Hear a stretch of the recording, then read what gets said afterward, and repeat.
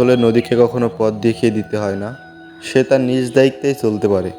অথচ এদিকে আমরা তর্ক নিয়ে পড়ে থাকি। সত্যি বলতে জীবনের সব কিছু আমাদের নিয়ন্ত্রণে নেই, কোনো কোনো জিনিস সময়ের পরেও ছেড়ে দিতে হয়। আসলে জীবনে স্বপ্ন কয়টা অনেক বড়, তাই জন্য যতক্ষণ পর্যন্ত লড়াই করতে হয় স্বপ্ন কয়টা পূরণ করার জন্য ততক্ষণ পর্যন্তই করব। পিচ ঢালা পথ, স্মৃতিদের ভিড়, হেঁটে চলি একা গন্তব্য স্থির। সন্ধ্যা আসলে শৈশবের সময় শুনতাম ছেলেরা বড় হওয়ার সময় নাকি মাথার উপরে দায়িত্ব বাড়ে।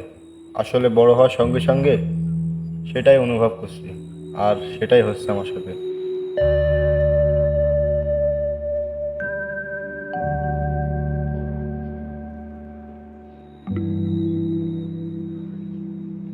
তবে আর কি, চলো তাহলে ব্যস্ত জীবনটা অনুভব করে ইনকামের পথটা বেছে নিই।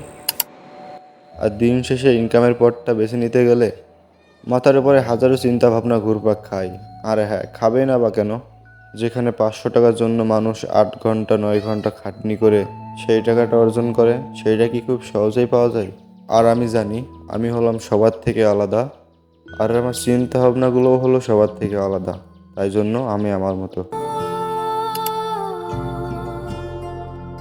জীর্ণ ইটের ভাঁজে সময়ের ছাপ, তবুও সবুজ ঘাসেরা আঁকে জীবনের মাপ।